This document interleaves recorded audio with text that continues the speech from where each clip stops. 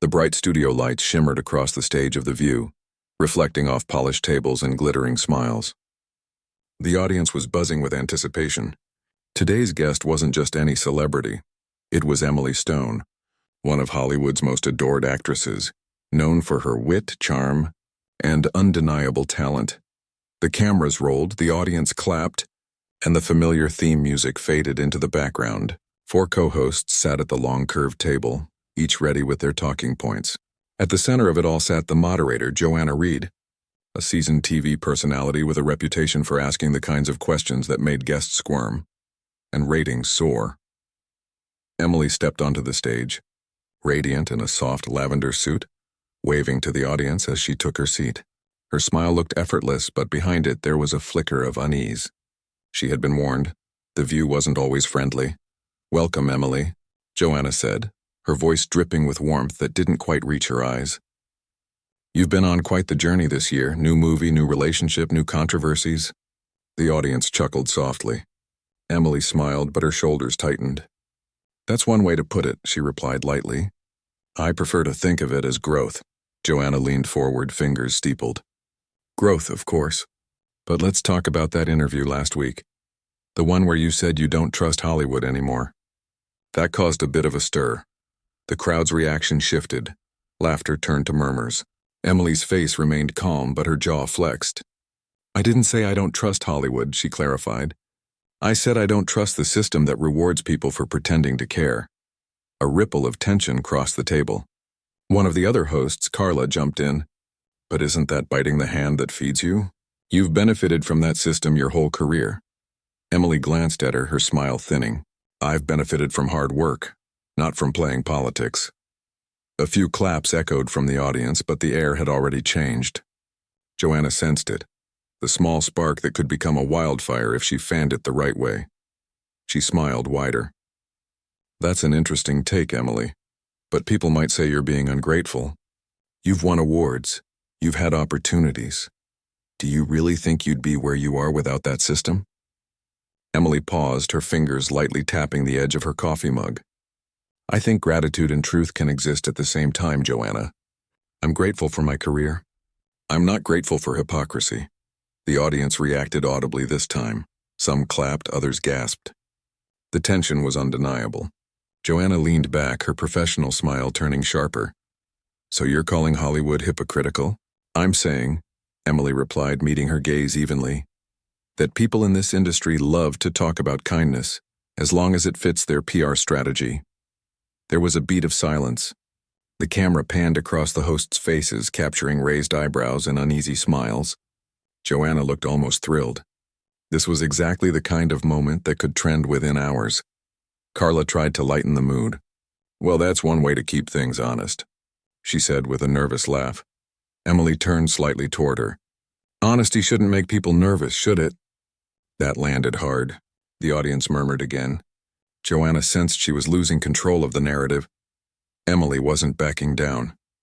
"Emily," Joanna said finally, "you're known for being outspoken, but don't you think comments like that make you difficult to work with?" Emily's eyes flickered, just briefly, and then hardened. "I think people who are intimidated by truth always call honesty difficult." The silence that followed was deafening. The producer behind the cameras gestured frantically, signaling for a quick break. But Joanna ignored it. She wanted one more push, one more spark for the headline, so, "To be clear," Joanna said, voice cool, "you're suggesting that Hollywood, and by extension, the people sitting at this table, are not genuine?" Emily's expression didn't flinch. Her tone dropped, calm and unyielding. "I'm suggesting that if the shoe fits, Joanna, people might stop pretending they're barefoot." Gasps filled the studio. One of the hosts looked away. Carla froze. Joanna's smile finally cracked, her cheeks tightening. The stage lights felt hotter now. Emily adjusted her posture, refusing to look away as the producer's voice came through the earpiece. "Go to commercial. Now." The red light on the camera blinked off, but the damage was done. The clip would go viral before the next hour was over. Joanna leaned in, voice low but sharp. "That was uncalled for." Emily stood still calm. "What's uncalled for is turning a conversation into a trap." Before Joanna could respond, Emily removed her microphone, placed it gently on the table, and turned to the stunned audience. "Thank you for listening," she said simply. Then, with perfect composure, she walked off the set, the crowd half cheering, half whispering. Backstage, the producers scrambled, voices overlapping.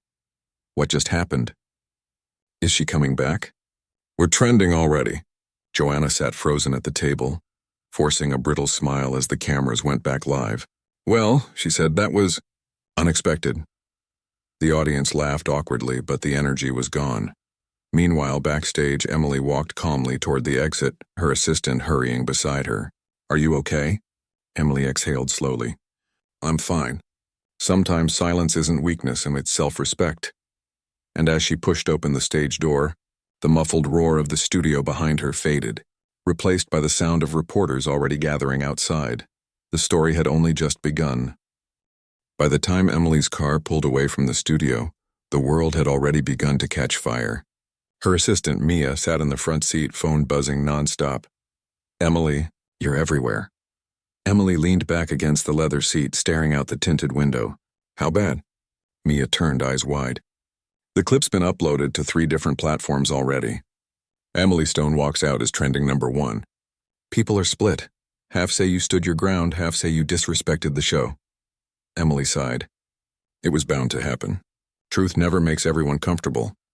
Across the city, in the View's production office, chaos reigned.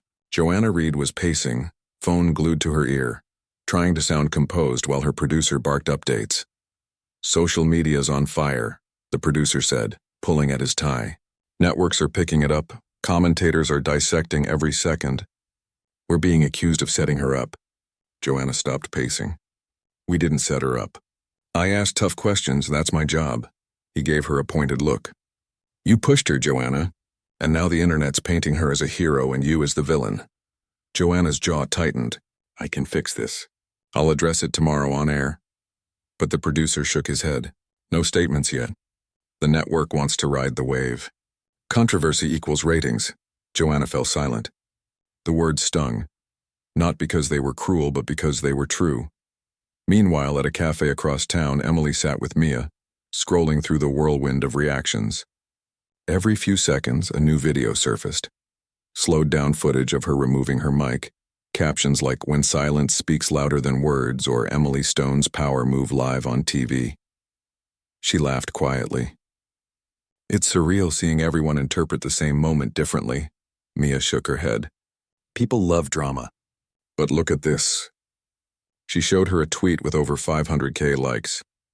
Emily Stone didn't walk out. She walked away from disrespect. Emily read it twice. For the first time since the interview, a small, genuine smile appeared. But then came the backlash. A talk show commentator posted a clip saying, Emily Stone lost her temper. Professionals handle pressure better. Underneath, the comments exploded. Arguments, defenses, memes. The internet had become a battlefield, and Emily was at the center.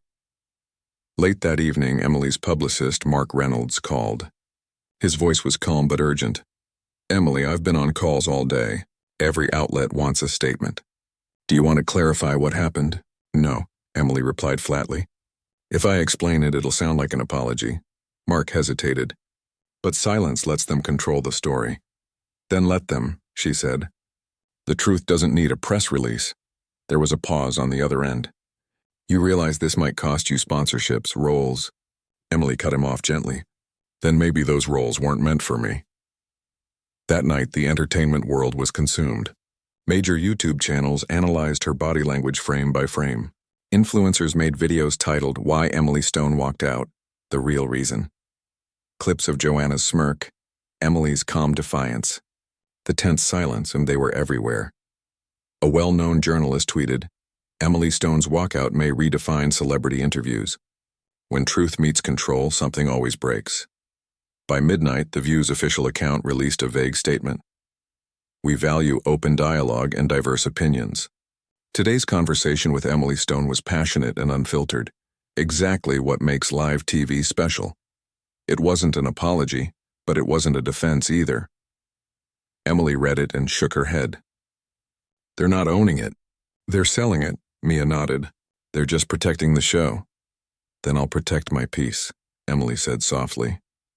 The next morning, paparazzi camped outside her building. Cameras flashed as she stepped out, sunglasses on, expression unreadable. One shouted, "Emily, are you banned from The View?" She didn't answer. Another yelled, "Did you walk out because Joanna insulted you?" Still silent, her driver opened the car door and she slipped inside without a word. The clips of her walking through the crowd in silence became just as viral as her walkout from the show. The narrative had shifted. She was now being called Hollywood's calm rebel. Across the newsroom floor of a late-night entertainment show, a producer watched the trending feed and muttered, "This thing's not slowing down." Another replied, "Of course not. It's authenticity and people crave it." She didn't yell. She didn't cry. She just walked. Meanwhile, Joanna was preparing for the next day's broadcast. Makeup artists fluttered around her, adjusting hair and powder. But even as they worked, she could feel the shift. Her name was trending, but not in the way she liked. During rehearsal, she asked one of her co-hosts quietly, "Do you think I went too far?" The co-host didn't look up. "Honestly, Joe, people think you crossed a line." Joanna's smile faltered. "Then maybe I should cross back." That night, Emily sat by her window, city lights flickering beyond the glass. She scrolled through messages from fans, thousands of them. "You handled it with grace. Proud of you for walking away. You showed what real strength looks like."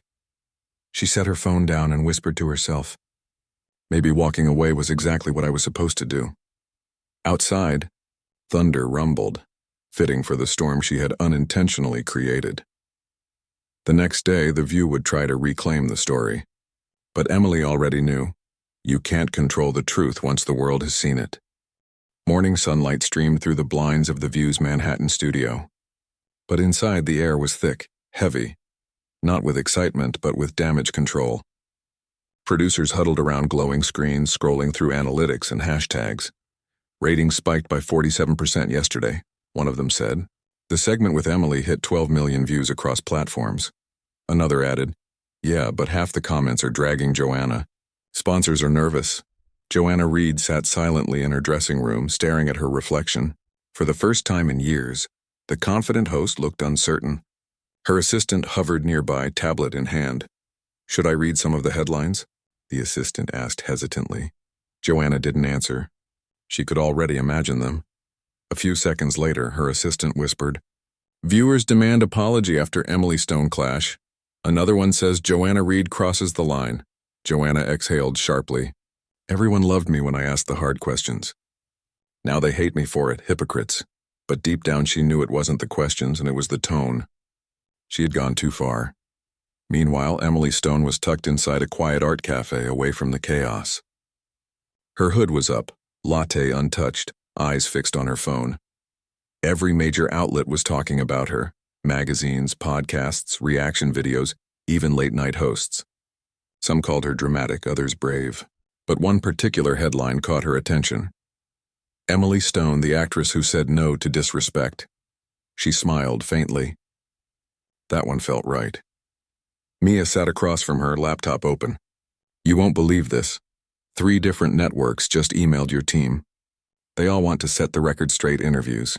Emily chuckled. "They want to use my voice to boost their own numbers." "No thanks. Then what do you want to do?" Emily thought for a moment. "Nothing." "Let the silence speak," Mia blinked. "You mean just say nothing?" "Exactly," Emily said. "Everyone's shouting. Maybe it's time someone doesn't." By noon, social media had split into 2 sides, her team Emily and our team Joanna. Twitter spaces erupted with debates. YouTubers posted 30-minute breakdowns of the feud that changed talk TV, but the conversation was evolving. Fans were now discussing why Emily walked out. Clips of Joanna interrupting her were resurfacing. People began stitching the video, captioning, "This is why women walk away from manipulation." Brands began taking note. A skincare company posted, "Confidence is knowing when to walk away. Emily Energy." The post went viral. Inside the network's executive office, the atmosphere was electric and intense. The head producer, Raymond, spoke with his team. "Look, we can't ignore what's happening," he said. "This isn't just a viral moment. It's a cultural one." Another producer groaned. "Are you suggesting we apologize?" Raymond leaned back. "I'm suggesting we adapt.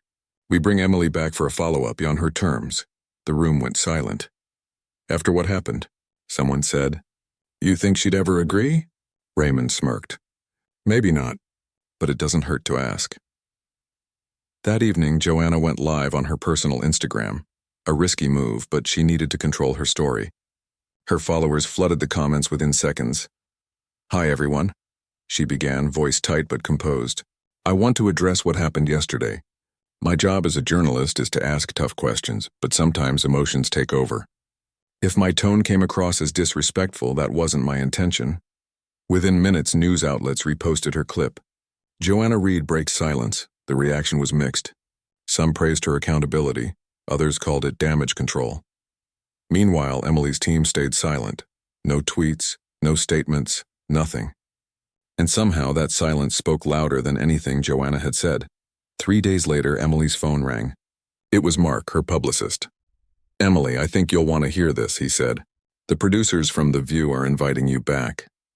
They're offering full editorial control and no pre-written questions, no cuts." Emily laughed softly. "They must be desperate." "They are," Mark admitted. "But this could be your moment to flip the narrative completely." Emily stared at her reflection in the cafe window. Her image was calm, but her eyes held the memory of that moment. The tension, the audience's silence, the power in walking away. "I'm not doing it to prove anything," she finally said. "If I go back, it'll be for the message." Mark smiled on the other end. "Then say yes." The next morning, The View announced the news. Emily Stone returns next week for an exclusive sit-down with Joanna Reed. The internet exploded. Comments flooded every post. "She's brave for going back." "Joanna better tread carefully this time." "This will break the internet." And it did. Behind the scenes, both women prepared differently. Joanna spent hours with her PR team, rehearsing lines that sounded sincere but safe. She needed to restore her reputation. Emily, on the other hand, didn't rehearse at all. She knew exactly what she was going to say, not with words, but with presence. When the day arrived, the studio audience buzzed with anticipation. Cameras rolled, lights flared, and the two women faced each other again. Same set, same coffee table, but a completely different energy. The producer whispered, "We're live in 3, 2, 1. The red light blinked on. Joanna smiled, trying to sound calm. "Welcome back, everyone. Today we have someone very special with us, and Emily Stone." Emily smiled faintly. "Thank you for having me. Again." The audience laughed nervously. Joanna cleared her throat. "I think we both know a lot's happened since we last sat here." Emily nodded. "Yes, and I think it's time we talk about it." The studio lights blazed brighter than ever. Every seat in the audience was filled, phones ready, hearts pounding. This wasn't just another episode of The View. This was the rematch everyone was waiting for. The air crackled with a tension so thick you could feel it through the screen. Emily Stone sat poised, elegant in a soft white suit, calm, radiant, untouchable. Across from her sat Joanna Reed, the host who had once humiliated her on national TV. Their eyes met, polite smiles masking an electric unease. The intro music faded. "We're live," whispered the floor manager. And the war began. Joanna leaned in with a rehearsed warmth. "Emily, first of all, thank you for being here again. I know the last time we spoke, things got a bit heated." Emily's lips curved slightly. "That's one way to put it." The audience chuckled, breaking the tension for half a second. Joanna continued, "You've had quite a week. Trending everywhere. Millions talking about what happened. How have you been handling the attention?" Emily took a slow breath. "At first it was overwhelming. But then I realized something. People weren't reacting because of the fight. They were reacting because they saw someone being pushed too far and finally saying, 'Enough.'" The crowd erupted in applause. Joanna smiled tightly, masking irritation. "I see," Joanna said. "So you think I pushed you too far?" Emily's voice stayed calm but firm. "I don't think, I know. You interrupted, twisted my words, and laughed at things that weren't jokes. You called it journalism, but it felt more like performance." The studio fell silent. Cameras zoomed in. Joanna shifted in her chair, smile faltering for the first time. "Well," she said carefully, "this is The View. It's supposed to be a discussion. Sometimes it gets passionate." Emily nodded. "Passion isn't the problem. Disrespect is." The audience clapped again, louder this time. Joanna's eyes darted toward the producer's booth, where Raymond gave her a subtle hand signal, "Stay calm." For the next few minutes, they exchanged words that sounded polite on the surface, but carried razor edges underneath. Joanna tried to regain control, steering the conversation back toward Emily's upcoming movie, her charity work, anything safe. But Emily wasn't there to promote, she was there to be heard. "Joanna," Emily said softly, leaning forward. "You've been in this business for decades. Don't you ever get tired of tearing people down to make good TV?" The room froze. Joanna blinked, momentarily speechless. "That's not fair, isn't it?" Emily interrupted. "You call it asking tough questions, but half the time it's just poking until someone breaks. Maybe it's time we ask why that entertains people." The audience murmured in agreement. Phones lifted higher. Clips were already being recorded, destined to go viral within minutes. Joanna's jaw tightened. "So what? You're saying I'm the bad guy?" Emily tilted her head. "No, I'm saying the system is broken. You just happen to be sitting in the chair that represents it." The applause hit like thunder. Raymond, the producer, watched from behind the glass with wide eyes. "She's owning the room," he whispered to his assistant. "Should we cut to commercial?" the assistant asked nervously. Raymond shook his head. "No, let it play. This is history." Back on stage, Joanna's composure cracked. "You know, Emily," she said, voice shaking slightly. "It's easy to play the victim when millions are cheering you on." Emily looked at her for a long moment, not angry, not smug, just deeply calm. "I'm not a victim," she said. "I'm someone who decided not to play along anymore." Joanna swallowed hard. "So that's what this is, your big statement?" Emily smiled faintly. "No, this is a conversation you didn't want to have last time. Now the world's having it for us." The audience stood and applauded. Even Joanna's co-hosts exchanged stunned glances, some impressed, others uncomfortable. As the cameras panned to the cheering crowd, Joanna sat frozen, eyes glistening. For the first time in her long career, she wasn't in control of the narrative. Emily turned to the audience. "We all make mistakes," she said. "But when you're in a position of influence, owning up to them matters. People notice how you handle conflict, not when it's easy, but when it's live." That line hit like lightning. Hashtags were already forming. Emily Stone returns. The View clash. Respect on air, Raymond whispered. We're witnessing a PR masterclass. As the final segment wrapped, Joanna forced a smile. "Emily, thank you for your honesty today." Emily stood, extending her hand. "Thank you for giving me the chance to finish what I started." The handshake was brief, civil, symbolic, but cold. When the cameras cut, the audience roared into applause again. Joanna turned away quickly, motioning for her assistant. Emily, meanwhile, walked straight off set, head high, the same way she had left weeks before. But this time, on her terms. Outside the studio, paparazzi lights flashed. Reporters shouted questions. "Emily, how do you feel after facing Joanna again? Was it staged or real this time?" Emily just smiled and said, "Sometimes the best script is the truth." And with that, she stepped into her car, leaving behind a room full of stunned producers, humbled hosts, and millions of viewers who had just witnessed something raw, real, and unforgettable. The sun was setting over Manhattan. The skyline glowed gold as the world replayed the moment that had just happened on live television. Emily Stone's powerful return, her calm dismantling of the system that once humiliated her. Clips of the interview dominated every corner of the internet. Emily Stone shuts down Joanna Reed live. This is how you handle a bullying with grace. A masterclass in staying calm under fire. Millions of views, millions of opinions, and millions of people who suddenly saw The View in a very different light. At the network office, producers celebrated the numbers while executives debated the consequences. Ratings had exploded, their highest in a decade. But the brand's reputation was split clean in two. Raymond, the executive producer, stood by the glass wall, watching the city lights blink. "Record numbers," his assistant said, reading the analytics. "The segment's trending in 40 countries," Raymond nodded. "And yet every comment under Joanna's name is brutal. We can't keep pretending this is just entertainment anymore." He sighed, thinking back to the moment Emily looked straight into the camera and spoke about respect. It wasn't just television anymore. It was a mirror. Across town, Emily sat in her apartment, Candles lit, laptop open, messages pouring in.